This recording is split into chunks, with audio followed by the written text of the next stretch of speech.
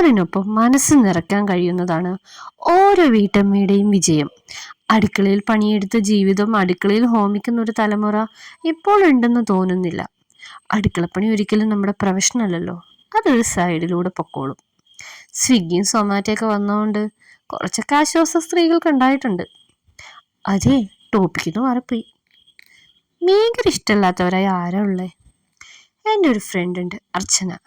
കൊച്ചിയിലാണ് വീട്. അവളുടെ വീട്ടിൽ പോയപ്പോൾ ഒരു അടാറ് മീൻകറി കഴിച്ചു. അന്ന് മനസ്സിൽ തോന്നി, ഇങ്ങനെ ഒരു മീൻകറി എനിക്കും ഉണ്ടാക്കണമെന്ന്. കുറച്ച് ടൈം എടുത്തു, എന്നാലും ആ ടേസ്റ്റിൻ്റെ ഏകദേശം അടുത്ത് എത്തിയിപ്പോൾ. ഓരോ തവണ വിൽക്കുമ്പോഴും ഞാൻ പറയുമായിരുന്നു, അർച്ചനയുടെ അമ്മയുടെ മീൻകറിയുടെ അടുത്ത് വന്നില്ല.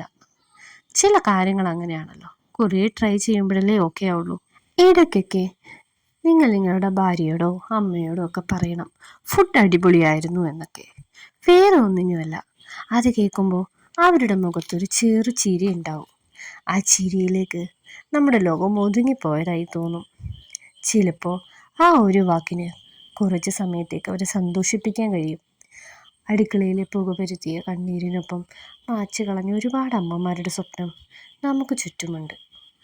അവളുടെ സ്വപ്നങ്ങൾക്ക് ജീവനേകാൻ ആരും ശ്രമിച്ചിട്ടുമില്ല. എൻ്റെ സ്വപ്നം ഇതാണെന്ന് പറയാനും ആരും മുന്നോട്ടും വന്നില്ല. അടുക്കളയിൽ വീണുപോയ 1000 സ്വപ്നങ്ങൾ അവസാനം മകളുടെ സ്വപ്നങ്ങൾ, അല്ലെങ്കിൽ മകൻ്റെ സ്വപ്നങ്ങൾ അവളുടെ സ്വപ്നങ്ങളായി. എന്നാൽ മക്കളുടെ സ്വപ്നലോകത്ത് അവൾക്കൊരു സ്ഥാനമുണ്ടായാൽ ഭാഗ്യം. മനസ്സ് തുറന്നെന്നും ചിരിക്കാൻ കഴിയുന്ന ഏതൊരു കുട്ടിയുടെയും പിന്നിലും മക്കളെ സ്വപ്നം കാണാൻ പഠിപ്പിച്ച ഒരമ്മയുണ്ടാവും. അവഗണന കൊണ്ട് മനസ്സിൻ്റെ താളം തെറ്റി ജീവിതത്തിൽ നിന്ന് പടിയിറങ്ങിയ പലരെയും നമുക്ക് കാണാം. ഒന്ന് ചേർത്ത് പിടിച്ചാൽ, ഒന്ന് മനസ്സിലാക്കാൻ ശ്രമിച്ചാൽ പടികൾ തിരിച്ചു കയറാൻ അവരെ തോന്നിപ്പിക്കും. കൂടെയുള്ളവരെല്ലാം സ്വന്തം എന്ന് കരുതുമ്പോഴും അവർക്ക് അവരുടേതായ ചില ഇഷ്ടങ്ങളുണ്ടെന്ന കാര്യം നമ്മൾ മറന്നു പോകുമ്പോഴാണ് പല ബന്ധങ്ങളും ഇല്ലാതാകുന്നത്.